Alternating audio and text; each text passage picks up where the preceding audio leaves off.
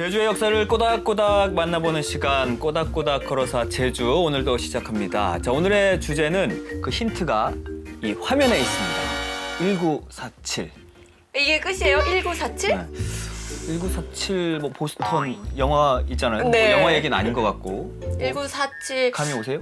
1947년도에 어떤 사건이 벌어진 건 아닌지. 약간 그런 내용이 아닐까요? 자, 그럼 오늘의 주제 화면으로 공개합니다. 에? 그러니까 1947m 한라산이네요. 이거 뭐가 잘못 나온 것 같아요. 그러니까 우리가 원래 1950m를 알고 있잖아요. 네, 저도 이제 학교에서는 1950m가 한라산의 높이다라고 배웠는데 이게 어떻게 된 일일까요? 자, 어떤 게 정확한 건지 오늘 두 분을 모시고 이야기 나눠보겠습니다. 두 분 어서 오십시오. 네. 안녕하세요. 안녕하세요. 자, 이제는 박사님이 되셨습니다. 언론사나 그 인터넷 포털 등의 기사를 공급하고 있는 뉴시스 제주본부장을 맡고 있는 기자 임재영입니다. 근데 지금 뭐 제주대학교 자연문화유산교육학과에서 강사로 또 활동하고 있고요. 한라산 인문학을 비롯해가지고 제주의 자연유산, 문화유산을 연구하고 있습니다. 반갑습니다. 네, 어서 안녕하세요. 오십시오. 그리고 팀장님도 안녕하십니까. 예, 안녕하세요. 저는 제주도청에서 제주 자연환경의 핵심 자연환경을 보전하는 일을 하고 있고 지금 현재 환경정책과에서 자연보전 팀장을 맡고 있는 고윤정입니다. 네. 반갑습니다. 어서 오십시오. 그리고 팀장님도 한라산과 관련해서 석사학위 받으셨잖아요. 그 오래전 얘기인데요. 조선시대 때 한라산을 올랐던 문인들의 그 등남로 여기 나오는 이제 유산기라고 하는데 한라산 등산 기록을 한 13편 정도 분석을 해가지고 이제 학위를 받았습니다. 그러니까 오늘 이렇게 한라산과 관련해서 석사, 박사와 이야기를 나누려 하니까 뭔가 기대도 되면서도 네. 예, 많은 이야기를 해주실 것 같아요. 예. 오늘의 주제가 한라산인데 사실 저에게는 글쎄요, 뭔가 좀 가까우면서도 먼 존재랄까요? 그러니까 매일 눈으로는 보고 있는데 제가 두 번을 가봤어요. 그 딱 두 번 갔으면 됐다. 더 갈 필요 없다라고 해서 근데 더 가고는 싶으면 예. 하기에는 뭔가 저의 더 큰 어떤 의지와 결단력과 용기와 네. 마음과 뭐 체력과 시간이 필요하지 않나. 아니, 네. 정상까지 갔어요? 아니면 아니, 중량까지 갔어요? 아니 백록담 딱 두 번. 많이 근데 가셨네. 봄과 가을에 갔어요. 이제 두 번 남았습니다. 그러니까 여름과 겨울을 겪어보면 딱 됐는데 가기에 조금 머뭇거리게 돼요. 저는 한 달에 한 두 번 정도는 갔다 와요. 근데 지난주에는 남벽 분기점을 다녀왔는데 1년에 백록담 한 6번, 대여섯 번 정도 갔다 오고요. 왜 가시는 거예요? 일단 그 한라산에 이제 내 몸 상태가 어떤지는 한라산을 갔다 오고 보면은 나아졌다, 안 좋아졌다 알 수 있고 사실은 또 일이 힘들거나 이게 안 풀릴 때 산행을 하면은 약간 이게 정리되는 게 있습니다. 그래서 그리고 거기 가면은 그 희귀 그 고상 꽃들이 있거든요. 그거 보는 재미, 찍는 재미도 있고요. 아니, 건강 상태를 한라산을 통해서 체크하는 것도 되게 재밌네요. 우리 팀장님은 언제 갔다 오셨어요? 저도 한 작년에 갔다 온 것 같아요. 작년 여름에. 한라산 하면 뭐 봄철에 철쭉, 가을에 뭐 단풍 이렇게 해서 아주 좋다고 하는데 한라산은 역시 여름입니다. 여름. 요즘 같은 여름에는 그 푸르른 실록이 딱 이 두 눈 안에 딱 들어오거든요. 그러니까 여름에 가는 것도 아주 최고라고 생각합니다. 근데 안 가보셨죠? 저는 사실은 작년 겨울, 그러니까 올해 겨울에 이제 설산을 보러 갔었는데 사실 조금 부끄럽게도 백록담까지 가본 적은 없어요. 근데 이제 두 분의 이야기를 들어보니까 이번에는 한번 백록담까지 가볼까라는 생각이 들지만 아까 1947m라고 했나요? 저희는 1950m라고 배웠는데 사실 그 산 높이를 생각을 하면은 사실 머뭇거리게 되거든요. 맞아. 갈까 말까. 근데 또 궁금한 게 1947m? 1950m? 이 높이는 누가 어떻게 재는 거예요? 측량법부터 먼저 가죠. 측량법은 보통 삼각 측량법으로 전통적으로는 이렇게 하는데요.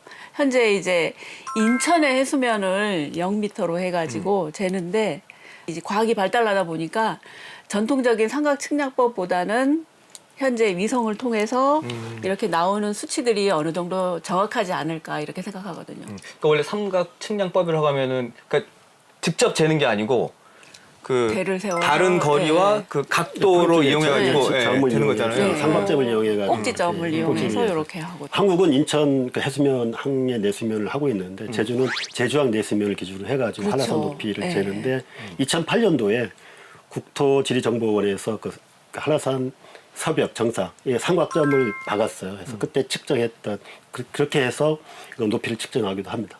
그래서 우리가 해발이라는 말을 쓰는 거예요. 예, 앞에? 그렇죠. 바다에서 해수면이. 그럼 한라산의 높이를 최초로 기록한 사람은 아, 그 궁금하시죠? 측정한 사람은 누군가요? 궁금하시죠? 예, 예. 여기서 문제 한번 드려볼게요. 1. 제주 사람. 아, 측정 2. 사람이. 육지 사람. 3.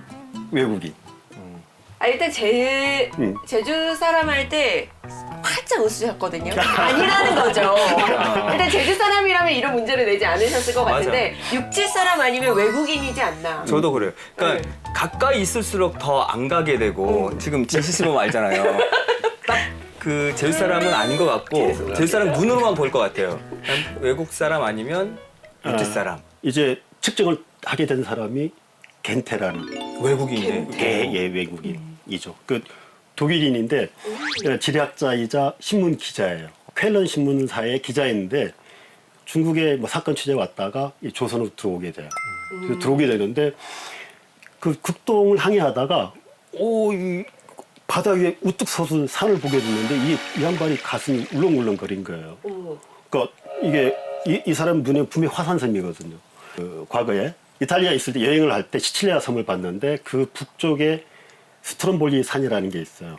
900m 정도 되는 화산섬인데 한라산을 보니까 엄청 되게 이게 2배 높이 2000m. 지리학자니까 너무 가서 보고 싶은 거예요.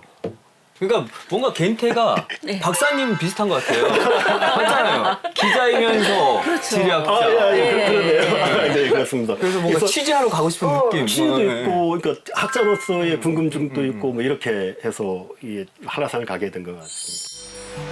일본에서 중국으로 가던 중 제주 근해를 지나다 만난 한라산. 바다 한가운데에 우뚝 솟은 한라산은 겐테로 하여금 강한 탐험 충동을 느끼게 합니다. 이번 북동 항해에서 다시 한번 바다 위의 거대한 산을 지나게 되었다. 제주도의 화산, 한라산이다. 나는 정말 섬에 들어가 산을 오르는 게 가능한지 알고 싶었다. 일본인 선장은 위험하다고 했다. 접근을 허용하지 않는 이 환상적인 섬의 신비로움이 머릿속에서 어른거렸다. 그러면 이렇게 바다를 지나다가 한라산을 본 거잖아요. 그렇죠. 그것 때문에 제주에 오게 된 거예요? 아무래도 혼자 올 수 없잖아요. 그래서 이제 미국인 샌즈랑 이렇게 제주도에 오게 되는데 제주도에 와도 제주 사람들이 갑자기 외국 사람이 이렇게 오면 아우 왜 경계하지. 경계하는 게 좀 있잖아요. 그래서 좀 처음에는 쉽지 않았을 거라는 생각이 드는데 그 당시에 이제 1901년이죠. 어쨌든 우여곡절 끝에 제주에 왔는데 쉽지 않았을 겁니다. 자, 아마. 제주에 오게 된 겐테. 그가 본 또 제주의 풍경은 어땠을까요? 땅과 집, 해안과 사람들, 섬은 온통 검은색 천지였다. 흰 옷을 입지 않은 조선 사람을 이곳에서 처음 보았다. 아니 그런데 1901년이면 그 당시 글로벌하지 않았을 것 같거든요. 말도 통하지 않고 그리고 지금 저희가 솔직히 서양인들 봐도 눈 진짜 크다 이렇게 생각이 드는데 한라산을 겐테는 어떻게 오르게 된 거예요? 사실 그때가 1901년이 제주로서는 상당히 그 힘든 시기였어요. 그러니까 이재수난이라 그러죠. 신축밀란, 신축항쟁이라고 이렇게 이야기를 합니다. 그때가 세금을 이렇게 수납하는 봉쇄관이라 그러는데 이 사람들 형평가 너무 심했거든요. 그래서 밀란이 일어나는데 그때 천주 교인들을 많이 죽이기도 하고 이런 상황이었거든요. 그때 겨우 밀란이 진압이 돼서 장두 3사람이 서울로 압송이 돼서 재판을 받는 시기였어요. 그때 겐테가 내려오거든요. 내려와서 보니 그때는 외국에 대한 이게 엄청나게 심하잖아요. 경계도 심하고 이런 부분에서 이 양반이 한라산을 가겠다 하니까 목사도 제주 목사도 이게 어떻게 가려 그러냐. 당신 했다가 잘못되면은 내가 이게 목이 날아갈 수 있는데 그래서 근데 걔한테 꼭 가고 싶잖아요. 그래서 제주 목사를 만났어요. 목사를 만났는데 목사 하는 말이 당신이 한라산 가면은 산신령이 누해가지고 폭풍도 치고 태풍 치고 이게 역병이 돌고 그렇게 한다. 근데 그 말 끝나자마자 실제 갑자기 폭풍가 친 거예요. 천둥 번개가. 목사는 놀래가지고 주례랑 쳐서 그런 상황이 gen태 기록에 나오거든요. 나와요. 네. 나와서 gen태 하는데 기록에 나와요. 그러면은 그때 뭐 목사는 안 보내주려고 이렇게 했는데 gen태가 계속 가죠. 사실 gen태가 간 이유는 저희도 온 이유는 한라산 가고 싶었는데 그래서 설득해가지고 결국에는 목사를 설득시킵니다.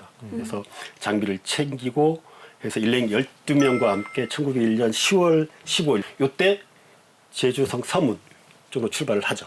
이렇게 해서 한라산으로 올라가기 시작을 해서 지금은 뭐 한라산에 오르려면 성판호 코스, 뭐 영실 코스, 관음사, 돈내코 뭐 이런 코스들이 있는데 아까 박사님께서 서문 쪽으로 출발했다라고 했어요. 그럼 어떤 경로로 정확히 갔다는 거예요? gen태는 아마 서문에서 출발을 해서 그 무수천이나 이쪽으로 해서 등산로로 해서 오는데 현재 영실 등산로 쪽으로 갔었던 것 같아요. 서쪽 등산로. 근데 이제 영실 등산로가 현재 영실 등산로가 아닌 옛날에 그 구 등산로가 있거든요. 아. 예. 지금 화면에 네. 그 경로가 나오는 것 같아요. 그러니까 이제 존잠이 옛 존잠이라고 있었고 돼 있네요. 근데 존잠이 이제 옮기게 되거든요. 세 번 옮겨요. 현재 영실 등산로 입구에 있는 존잠 이전에 그 영실 기암 쪽에 500장군 그 밑에 있는 기암 쪽에 있었다 하는 얘기들이 이제 유산 기록 속에 나오고 있고 이쪽에 선착지화시 보이죠? 선착지화소로 해서 남벽 등산로, 남벽 쪽으로 해서 정상을 올랐을 거라고 이제 추정은 합니다. 한라산은 사실 대부분의 영식 쪽을 많이 가요. 저게 존잠이라는 부분이 있었고 수행굴 그리고 500장군의 풍광이 경치가 그때 사람들한테는 상당히 신선히 사는 그런 골짜기 같은 그런 이미지가 있거든요. 너무 수려하다 보니까 대부분 선비들이 저쪽을 통해서 많이 갔고 두 번째는 존잠이 그 사찰이 중간 기착지 역할을 해서 좀 쉬는 데가 있어야 쉬는데 되고. 거기서 네. 1박하고 뭐 식사하고 이랬던 데가 있는 거죠. 근데 gen태의 그 한라산 등반을 제주도 사람들이 별로 반기지 않았다고 했잖아요. 근데 오르면서 뭐 문제가 생기거나 그러진 않았어요? 없을 수가 없었죠.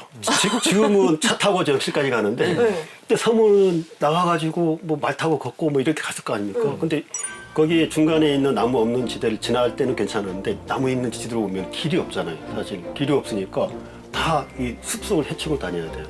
그다음 나무 찔리고 그러니까 같은 일행도 꼭 가야 되냐 이거 뭐 어디까지 가야 되느냐. 불만들이 많았겠죠. 이게 정상도 네. 가야 되느냐.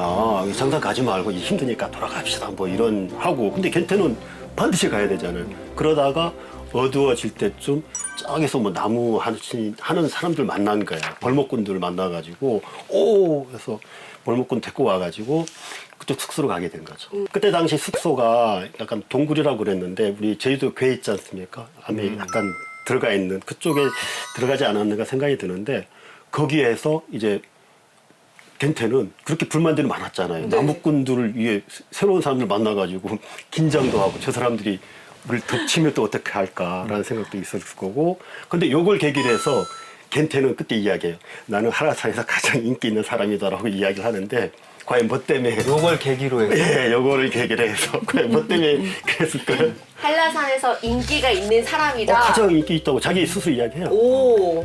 아니 말이라도 잘 통하면 재밌는 이야기로 이렇게 하는 것도 아니고 소통이 안 됐으니까 뭔가 저는 사실 gen태가 독일인 출신이라고 했잖아요. 네. 그럴 때 저는 딱 두 가지를 생각했어요. 독일은 소세지가 유명하잖아요. 게다가 유럽에는 초콜릿이 많잖아요. 네. 옛날에도 막 달콤한 게 많았을 거 아니에요. 근데 제주도에서는 초콜릿 뭐 카카오가 낮은 거 않잖아요. 그죠. 네. 그래서 초콜릿이나 이런 소세지와 같은 걸로 선물 공세. 네, 나는 너는 아. 이만큼 생각하고 있으니까 네, 네. 같이 가자. 뭐 이렇게 했을 것 같아요. 그것도 방법이 되겠네. 근데 뭔가 사람들하고 친해지려면 네. 우리가 지금 한 번도 못한 게 밥자리 술자리가 없었잖아요. 그래서 식사를 한 번도 네, 못했죠. 그래 어색하잖아. 어색해요. 약간 어사해요. 네, 우리가. 그래 그거를 풀려고 하면은 밥자리 술자리가 있어야 돼요. 오. 그러니까 회식을 한 번 하면 돼. 역시. 네. 그때 당시에도 그때- 그렇게 통했을까요? 그때도 이제 저녁 때니까 식사를 하게 됐어요. 예. 하게 되는데 이때 겐테가 딱 꺼낸 게 꼬냑. 술 딱 꺼낸 거예요. 술 딱 꺼내가지고 한 잔씩을 돌렸는데 이게 꼬냑이 독한 술이잖아요. 딱 한 모금 마셨더니 이제 그 조선 사람, 제 제주 사람은 자, 이 술은 조선의 술보다 한 10,000배 정도 독하다. 마치 불이 몸을 타고 흐르는 것 같다는. 그 한번 싹 한 잔씩 돌리니까 너무 친해지게 된 거예요. 다들 뭐 웃으면서. 그러니까 술은 역시 만국공통수단이다. 자, 그럼 어떻게 함께 꼬냑을 마시게 됐는지 영상으로 확인해 보겠습니다.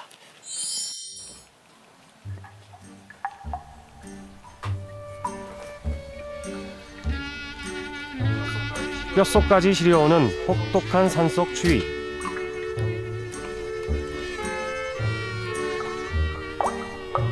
외국인에 대한 적대감으로 마음이 굳게 닫힌 제주 사람들과의 하룻밤 동거. 추위에 떨던 겐테는 가방 속에 든 술을 생각해냅니다. 그리곤 추위를 잊기 위해 꼬냑 한 모금을 마시는데요.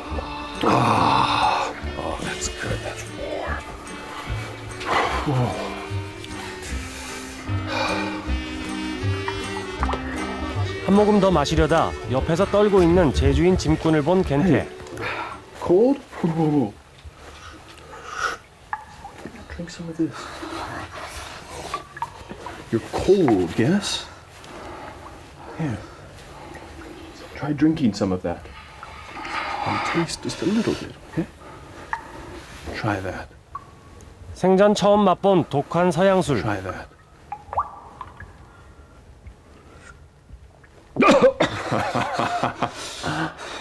Huh? How is it?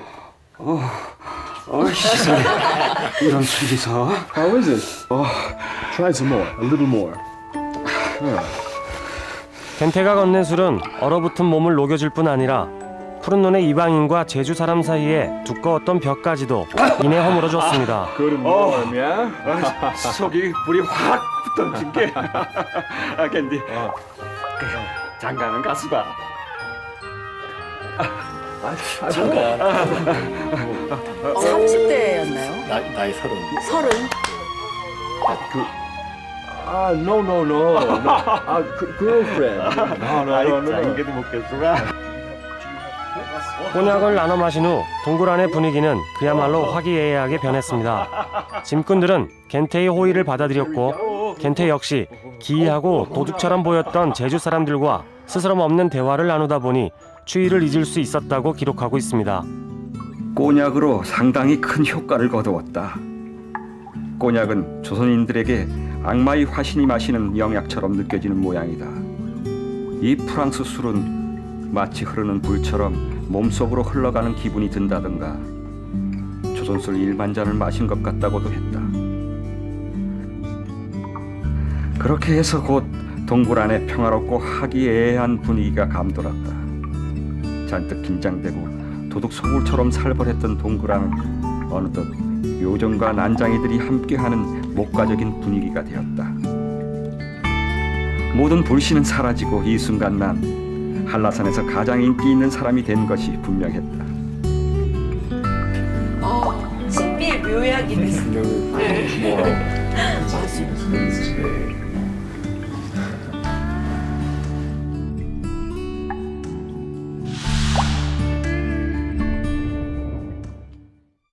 자, 이렇게 꼬냑을 함께 나눠 마시고 기분 좋게 네. 서로 친해지고 네. 그래서 한라산 정상까지 무사히 갈 수 있었던 거죠. 그렇죠. 네. 아주 친해진 거죠. 그다음부터는 이제 일행들하고 친해져가지고 지리학자로서 이렇게 많은 지역을 본 사람임에도 한라산만큼은 굉장히 감탄을 하면서 외국 사람의 글답게 글에 엄청나게 수려한 경관에 대해서 감탄하는 글들을 굉장히 많이 넣고 있어요.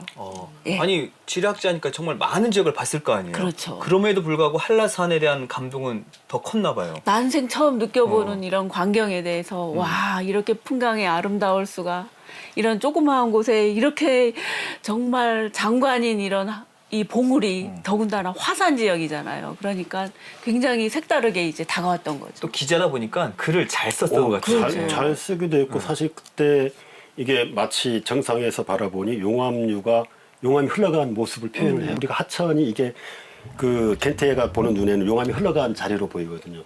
뻗어서 바닥까지 이어지는 그 모습을 했는데 사실 그 한라산 화산이라는 부분들을 처음 인지하고 기록한 건 제가 그 조사한 바로는 겐테가 처음이 아닌가 해요.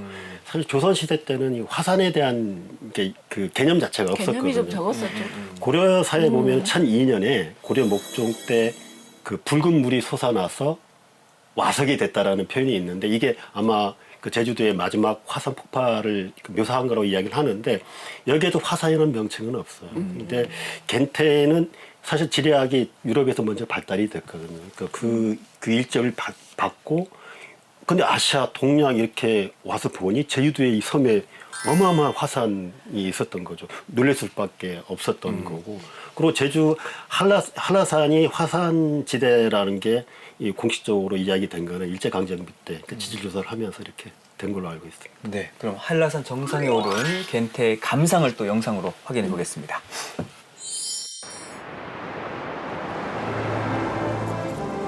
드디어 정상이다. 둔하고 바닥에는 별로 크지 않은 호수가 반짝이고 있었다. 주민들은 호수가 상당히 깊어 그 아래에는 지하 세계로 가는 통로가 있다고 주장했다. 사방으로 웅장하고 환상적인 장관이 한눈에 들어온다. 해수면에서 거의 2000m 높이에 있는 이곳까지 해수면이 활짝 열리며 우리의 눈높이까지 밀려올 듯 솟구쳐 올랐다. 오랜 떠돌이 생활 속에서 결코 보지 못했던 아주 독특한 것, 아주 위대한 것을 체험했다. 백인은 한 번도 오르지 못한 이 한라산 등정은 내 생애 최고의 영광이다.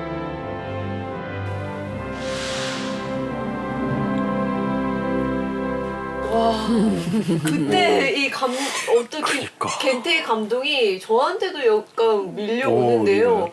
약간 시 같아요. 근데 당시 겐테는 또 어떻게 이 한라산의 높이를 쟀을까요? 겐테는 사실은 그 이동할 때마다 오르면서 높이를 쟀는데 분화구에 들어가서 이제 본격적으로 높이를 재게 되는데 기압계를 이용해서 대기압에 뭐 이게 차이를 통해 가지고 그 높이를 잰다고 하더라고요. 근데 그 중에서 가장 높게 보이는 곳에 가서 측정을 했고 상대 비교를 했겠죠. 그래서 평균치를 냈겠죠. 아니 제가 보기에는 동서남북 측정을 했을 것 같아요. 그중에 가장 높은 데를 1,390피트. 6,390피트라고 나와요. 근데 요거를 밑으로 환산하면은 1947.7m. 거의 진짜 1950m네요. 그래서 그래서 아까 47이라는 이야기 나오는데, 근데 약간 이게 그 후에 겐테의 기록을 번역한 번역서들은 다 또 1950m로 써버려요. 근데 제가 보기에는 이 겐테가 기록 측정했던 1947m. 7m, 6,390피트 이거를 인용을 해야 되지 않을까라는 좀 생각이 좀 드는데, 그러니까 이때 해서 높이를 재게 됩니다. 근데 이후에 일제강점기 그때 일본인들이 측정을 해서 1950m라고 해서 그 후에 계속적으로 1950m라는 부분들이 나오긴 하는데 겐테가 측정했던 거는 어쨌든 1947.7m로 측정을 했습니다. 뭐 1, 2m나 또 키 뭐 1, 2cm는 당일 컨디션이거든요. 네. 근데 뭐 47, 뭐 38 왔다 갔다 하는데 아니면 뭐 측정 도구의 성능이라든지 이런 부분에 대해서 좀 차이가 있었지 않을까, 있었지 않았나 이렇게 생각하거든요. 그러니까 일본인들이 했을 때하고 겐테하고 했을 때 측정에 약간 오차라든가 이런 부분이 있는데 결론적으로 보면은 사실은 2008년도에 그 국토지리정보원에서 그 삼각점을 해가지고 측정을 하거든요. 그때가 1947.3m예요. 이게 오히려 겐테가 측정했던 것이 지금 측정했던 게 가장 근사치가 아니었는가라는 생각을 좀 하게는 됩니다. 이게 그러면 공식적으로 한라산 몇 미터다라고 말할 수 있는 높이가 있는 거예요? 애매해요. 애매한데 뭐 공식적인 자료에서는 1950m로 이제 나오고는 있는데요. 정확하게 이제는 정확히 할 필요가 있는 거죠. 네. 지금 한라산을 서양에 최초로 알린 인물이 겐테라고 하면 한라산에 올라서 그 남긴 소감 뭐 이런 걸 최초로 기록한 사람은 또 누굴까요? 백호 임제라고 이제 1578년에 한라산을 올랐던 기록이 있어요. 백호 임제는 이제 그 당시에 아버지 임진이 이제 그 제주 목사로 부임해 있었는데 네. 임제가 이제 그 과거급제를 해가지고 아버님께 그 문안 인사 드릴 겸해서 제주에 오게 되는데요. 제주에 와서 제주를 요람하고 그리고 한라산을 올랐던 기록을 그의 이제 문집인 남명소승에 이렇게 기록하고 있는 게 있어요. 병자호란이 끝나고 이제 16세기에서 17세기 사이에서 이제 유산기가 급격히 급증하게 되는데 임제의 남명소승이 그 이전에 이제 기록이 된 건데 이 임제의 기록이 한라산을 올랐던 조선인으로서는 어쩌면 최초의 기록으로 해서 그 이후에 오르는 사람들한테 이제 안내서 역할을 하는 그런 좋은 기록입니다. 뭐 그럼 그만큼 조금 더 상세하게 기록을 했다라는 건가요? 그전에도 물론 올랐겠죠. 사람들 올랐는데 그에 대한 기록에다 이거를 시로서 남기거나 이런 부분들이 있는데 처음에 올라갈 때 그 경로가 어떻고 가보니 풍경이 이렇고 가서 스님을 만나서 이런 이야기 들었고 올라와서 정상을 보니 야 분하고 뻥 뚫려 있고 이런 디테일한 기록들이 남긴 것이 혹시 그전에 기록이 있더라도 아직까지 뭐 나와 있는 것은 없으니까 현재 나와 있는 기록으로 보면은 임제가 가장 그 기록을 잘 남겼고 그리고 후대 아까 이야기했지만은 김상원 목사라든가 뭐 김치 판관대로 올라갔을 때 임제 이 선배가 올랐던 걸 보니 이렇게 이야기했는데 내가 올라보니까 아니더라. 그러니까 전부 다 앞에 있는 원전이 임제의 원전이었던 거예요. 남명수석에 나와 있던 유한라산기. 그러니까 이걸 갖고 이야기하는데 만약에 그때 당시 그전 기록이 있었으면 이 분들도 임제는 이렇게 이야기했고 그전에 누구는 이렇게 이야기했는데 이 사람들이 이야기하고 좀 다르더라 할 건데 오로지 김상원 목사, 안무사들 기록을 봐더라도 임제의 기록밖에 없어요. 비교 대상이 딱 하나가 있었던 거예요. 그래서 아마 그 전에 그 기록은 아마 그렇게 그 디테일한 기록이 남긴 거는 임제가 아닌가 그런 생각을 좀 합니다. 아니, 저 또 궁금한 게 있는데요. 그 네. 유산기가 유행을 했었다고 했잖아요. 근데 그냥 공부할 것도 굉장히 많았을 것 같은데 왜 한라산에 그렇게 올라가고 싶어 했던 거예요? 근데 그 바다도 떨어져 있고 네. 오기도 힘들었을 거고. 당연히 어차피 1900m 올라가려고 맞아. 하면 얼마나 힘들어요. 어차피 내려올 거. 그러니까 공부할 것도 막 이만큼 있었을 텐데. 예, 근데 조선시대에 들어가서 한라산이 삼신산의 하나라고 나와 있어요. 삼신산이라는 게 중국 서기 봉선사라는 기록에 보면은 이게 동쪽에 신선이 사는 나라 거기에는 금은보화가 가득하고 불사의 약이 있는 산이 3개가 있다. 조선시대에 들어와서 그 삼신산이 한국의 동네가 금강, 당장의 지리산, 영주가 한라산으로 이렇게 이야기되는 거예요. 그 육지에 있으니까 금강산하고 지리산 갖다 봤을 거죠. 이제 한라산 와야 돼요. 이게 58, 삼신산 중에 하나. 그리고 신선이 사는 곳. 그리고 거기에는 가보니까 신선이 없는 거 보이잖아요. 근데 제주도 한라산은 있는 점지 몰라. 뭔가 있을 것 같기도 있을 것 같아. 하고. 그러고 와보니까 여기가 노인성을 볼 수 있는 곳이에요. 맞아. 그러니까 장수, 여기 올라가면은 내 장수하고. 그리고 또 하나 또 특별했던 거는 여기 육지에사는 이렇게 돼 있잖아요. 네. 우리가 능선으로 따라서. 네. 한라산 이렇게 분화구인데 그때 분화구보다 이렇게 돼 있으니까 어떻게 정상이 이렇게 소처럼 그래서 부학이라고도 이렇게 하는데 두무학 머리가 없는 산 뭐 이런 식으로 불렸던 거죠. 그래서 오 신기하고 신성이 사는 곳이라는 부분 장수할 수 있다는 곳. 그러니까 이래서 아마 오려고 하지 않았는가라고 생각을 하는데 한라산이라는 게 그 조선시대 지리서를 보면은 손을 뻗어서 은하수를 잡을 수 있을 정도. 예, 그만큼 높다라는 그 은하수 한자에다가 손바닥 낮자를 써가지고 한라산.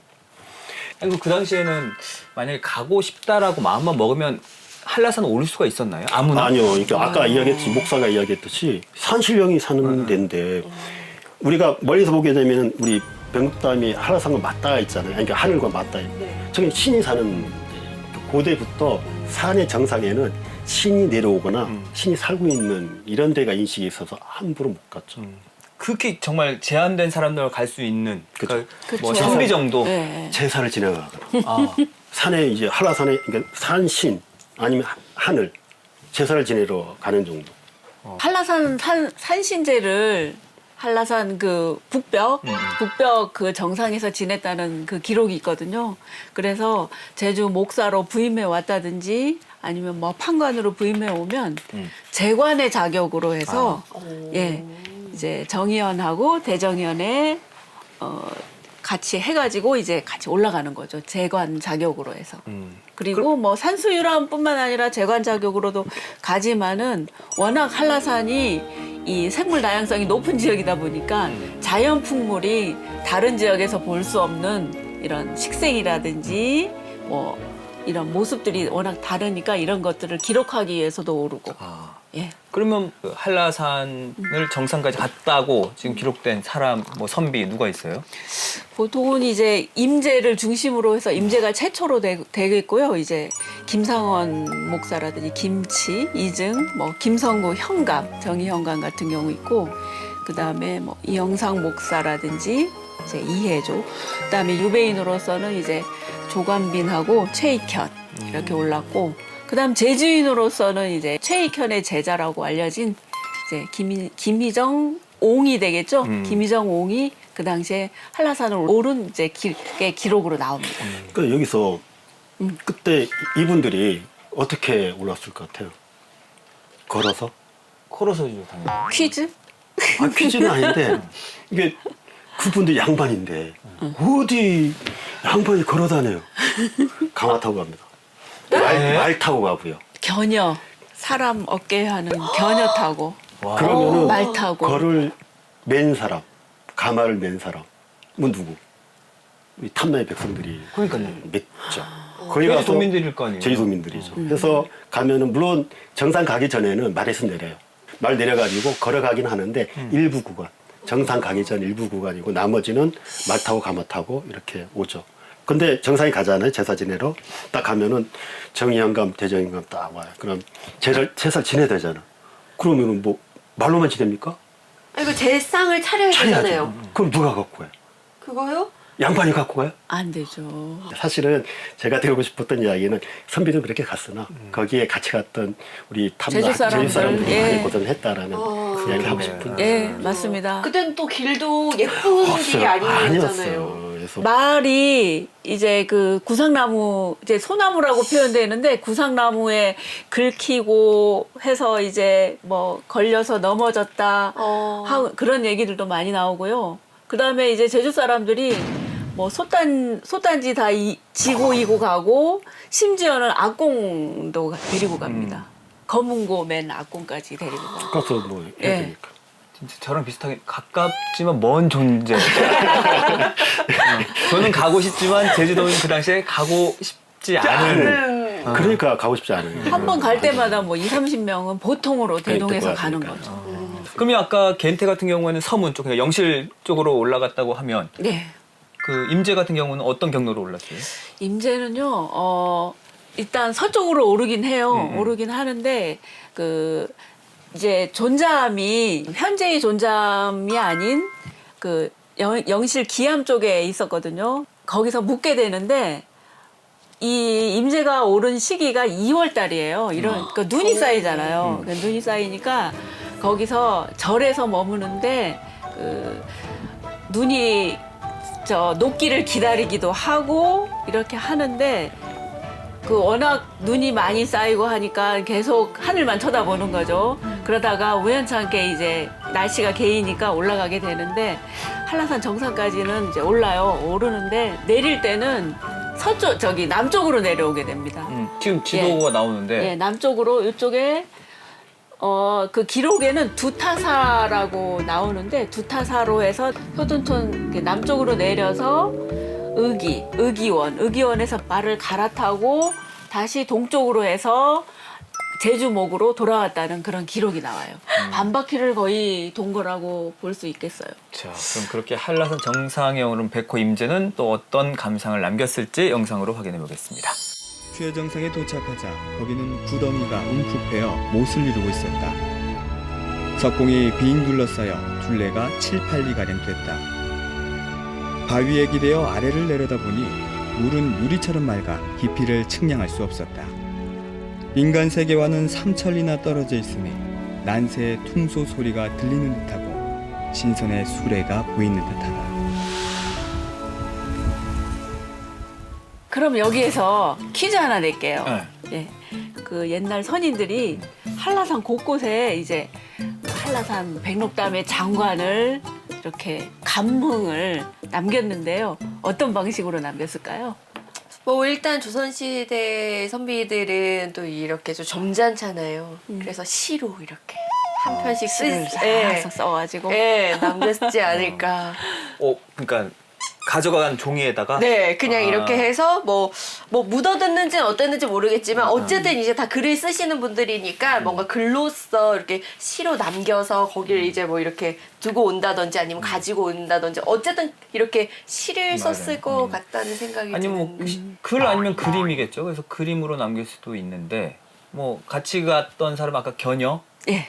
그 사람들이 그 인증책도 아니고 어떻게 해야 되지? 그래 단거리 이렇게 그려주는 것도 아니고 어떻게 했어요? 예, 정답은 한라산 곳곳에 마해명으로 남기게 돼요. 마해명? 그러니까 예. 돌에다가 막 새기거나 예, 그렇죠. 마해명은 이제 돌에 암석 같은 데다가 그 제명한다고 해가지고 글을 새겨 놓는데 보통은 이제 본인의 이름이라든지 같이 간 동행인들을 이제 쫙 이게 올리게 되고 이렇게 날짜 올라간 날을 기록하기도 하는데 아니면은 시로도 남겨요. 한라산 이제 그 백록담 분화구 안에 마해명이 이제 현재 남아 있어요. 혹시 저거예요? 네, 이거는 이제 그 유배인으로서 왔던 조간빈, 이제 좌측에는 조간빈의 마해명이고요. 오른쪽에는 최익현의 마해명인데 조간빈의 마해명은 현재 성판악 등산로로 올라가면 동릉 그 안쪽 벽에 이제 새겨져 있고요. 최익현의 제명은 북벽 쪽에 현재 남아 있어요. 네. 그럼 지금 얼마나 있어요? 네, 한 2012년도에 현장 조사를 했었거든요, 한번. 할 때는 이제 동행한 사람들의 이름이랑 날짜랑 해서 요거를 한 본으로 치면, 한 개체로 치면 34개소가 발견이 됐죠. 예. 한 팀이 갔다라고만 보면 안 되는 거죠. 그렇죠. 더 갔는데 안 남긴 사람도 있을 거고. 그렇죠. 예. 근데 원래 저거는 지금으로 따지면 좋은 건 아니잖아요. 지금 훼손시킨 거잖아요. 바로 과태료. 인증샷을 이런 식으로 이제 인증을 한 거죠. 내가 한라산에 왔다 갔노라 하는 거를 이제 이렇게 새겨놓는 거죠. 지금 이거는 어떤 그림이에요? 요거는 윤재홍이라고 네. 지두화에 아주 능숙한 제주도의 경차관으로 왔던 윤재홍의 작품인데요. 네. 지두화는 이제 붓이 아닌 손이나 발로 이렇게 그림을 그리는 건데, 그러니까 여기서 남쪽에서 북쪽을 바라본 모습으로 해서 그린 건데, 이제 이 글씨들이 한라산에 올랐던 일종의 유산기로 이렇게 기록을 합니다. 그리고 조씨, 아마 조간빈의 마해명으로 생각하는데, 조씨의 마해각이 있다고 하는 것도 여기에 나오거든요. 저 위에 이쪽에. 저 위에 보면 아마 조각하는 거. 조각하는 모습일 겁니다, 아마. 그게 보이네요, 이게. 네. 마해명 같은 경우는 지금 저 사람들이 가서 이제 조각하는 모습들이 나오는데, 미리 쓰고 가요. 이렇게 한지에다가 자기가 새길 문구들을 이렇게 쓰고 가져가서 붙여서 조각을 하는 걸로 이제 추측을 하고 있어요. 그리고 꽤 오랜 시간이 걸릴 것 같은데요. 또 이제 돌에다 새기려면. 성공을 데리고 가는 거죠. 그건 또 성비가 직접 안 해. 본인이 새기는 게 아니고 이게 양반을 직접 하는 게 예. 그게 맞아요. 맞습니다. 양반 세계를 이해를 하지 진짜 못했습니다. 고생 많이 했겠네, 예. 또, 제주도민들이. 근데 여기 이 안이 백록담인 거잖아요, 그러면. 그렇죠. 가운데 네. 백록담. 그럼 저건 사슴인 거예요, 지금? 그 백록담이라고 아마 써 있는 것 같은데 네. 지금 보면은 써 있어요. 예, 그 옆에 지금. 예, 그 노인이 한 분이 네. 타 있죠.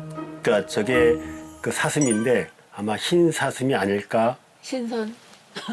거의 100% 겁니다. 왜냐면은 이게 지금 1800년대 그 윤재호 한라산도인데 이게 한 100년 전에 탐나 십경도라는 그림이 있습니다. 그 그림에 보면은 여기서 보면은 그 저기 아까 백록담이 약간 다르죠. 다르긴 한데 네. 이게 그 그림이다 보니까 약간 그 그림 사람마다 좀 차이가 있긴 한데 저 왼쪽에 숨어 있는 사람 보이겠어요? 어디요? 어디요? 왼쪽에 저기 활 쏘는 사람. 그죠? 네.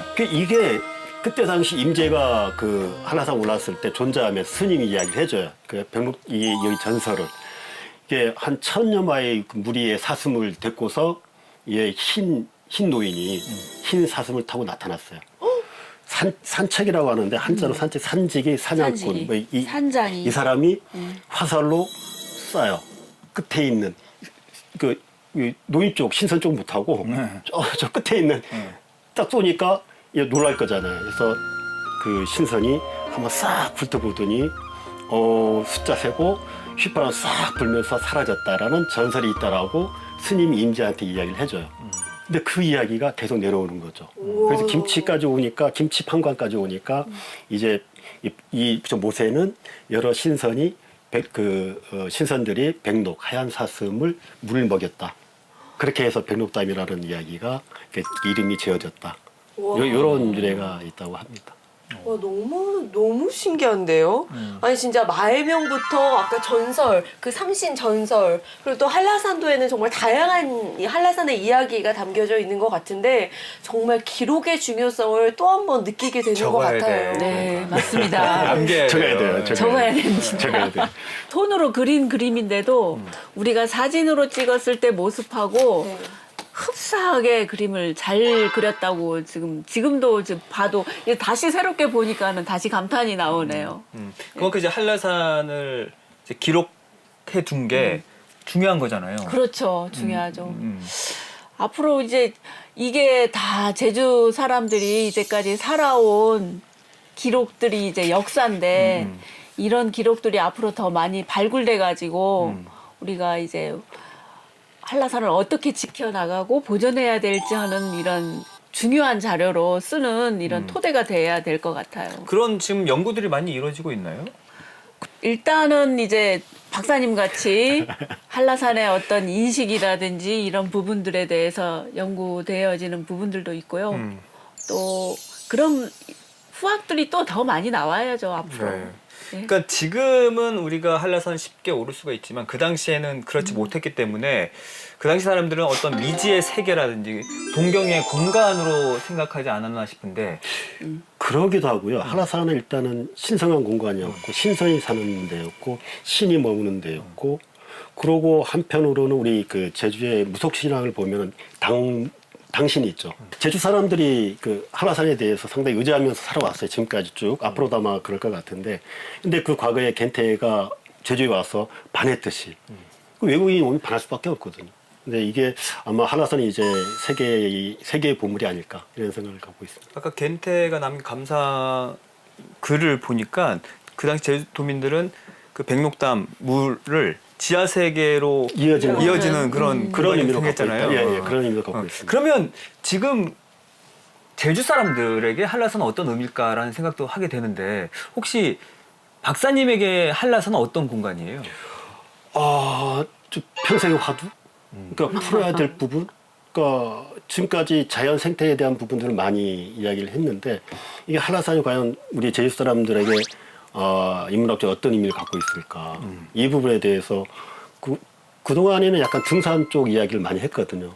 그 국립공원 이야기를 많이 했는데 근데 이게 한라산이 2000년, 3000년 역사를 갖고 있는 부분인데 몇십 년 부분이 아니라 그런 그 과거부터 한라산은 우리 제주 사람들한테 어떤 의미가 있는지에 대한 부분들이 연구가 돼야 되지 않을까. 그거 저 평생 화두가 아닐까. 저는 뭐 대사이고 또 아까 이야기했잖아요. 내 몸이 돼 있는데 안 돼 있는지 건강 상태 체크하러 가고 확인하러 가야 되고 그런 여러 가지 의미가 있는 것 같습니다. 팀장님에게는 한라산이 어떤 공간이에요? 저는 정말 한라산은 어머니 산이에요. 어머니 품속처럼 편안한 산이고 하니까 한라산이 정말 제주의 대표적인 환경 자산이고 우리가 미래 세대까지 현재 세대 우리부터 미래 세대까지 지키고 보존해야 되는 산입니다. 어머니 품속처럼 따뜻한 산이기 때문에 뭐 인문학적 가치 요즘 많이 부각되고 있는데요. 박사님 같은 분들이 계셔가지고 이제 인문학적 가치라든지 뭐 어떻게 지키고 보존해야 되는 정책에 대해서도 저희 행정에서도 많이 만들어져야 된다고 저는 생각합니다. 저는 한번 가기 위해서는 정말 큰 의지와 막 용기와 체력과 막 시간을 막 이렇게 핑계를 댔지만 두 분에게 있어서는 정말 뭐 당장 내일이라도 갈 수 있는 공간이잖아요. 예. 아우 사진 보니까 빨리 가고 싶어요. 그러니까 오랜 시간이 흘렀지만 예나 지금이나 그 한라산의 신비스러움만큼은 변하지 않는 것 같고요. 또 오늘 두 분을 통해서 그 잠시 좀 잊혔던 그 한라산의 가치를 다시 한번 되돌아볼 수 있는 시간이었던 것 같아요. 저도 그래요. 또 기록 속에 이렇게 한라산 이야기를 듣고 두 분께 또 이렇게 직접 듣다 보니까 오늘 듣는 내내 아까 초반부터 막 심장이 콩닥콩닥 뛰더라고요. 근데 뭔가 이제 당장 한라산을 가봐야겠다라는 그런 생각도 들지만 그래도 제일 중요한 건 임제에 이어서 나도 한번 한라산 유산길 서브로 가볼까? 라는 생각이 들었어요. 그러기 위해서는 정상까지 가야 돼요. 아니 어떻게 한술에 배불러요. 정상 안 가도 돼요. 안 가도 돼요? 네. 아니 그리고 또 팀장님 얘기하셨죠? 네. 여름 한라산이 최고다. 그렇죠. 여름에 요즘 보기 가면 좋습니다. 되겠네, 지금. 요즘. 좀 겨울이 최고라고 생각했는데 이렇게 두 분은 오늘 어떠셨어요? 저도 오늘 뭐 상당히 의미 있는 시간이었던 것 같은데 되돌아보니까 과거의 선인들이 이렇게 가셨던 게 상당히 어렵게 올라갔잖아요. 그 길도 없었던 시기에. 근데 지금은 상당히 많이 가긴 편안하게 가는 것 같고, 그리고 거기에 있는 문화유산들 같은 경우에도 그냥 지나쳤던 것 같아요. 근데 오늘 다시 보면서 그런 한라산의 소중한 가치 다시 한번 생각하게 된 기회가 된 것 같습니다. 네. 마지막 팀장님. 이제 보니까 이 유산 기록을 이제 그 전에 이제 조심히 준비할 때는 정말 몰랐었거든요. 한라산의 가치를. 우리가 산을 갈 때 항상 정상만 보고 가잖아요. 근데 정상이 아닌 이 주변 경관들을 보면서 다시 저도 이제 옛날 선인들이 남긴 기록처럼 이제 다시 기록을 한번 남겨봐야겠다 하는 이런 생각들이 많이 듭니다. 알겠습니다. 오늘 이번에 꼭 우리 네. 진실 씨도 한라산 한번 등반해 보시고요. 오늘 함께 해주신 두 분 감사드리고요. 다음 주에 또 어떤 제주 역사 속으로 들어가 볼지 다음 주도 저희와 함께 꼬닥꼬닥 걸어가 보시죠.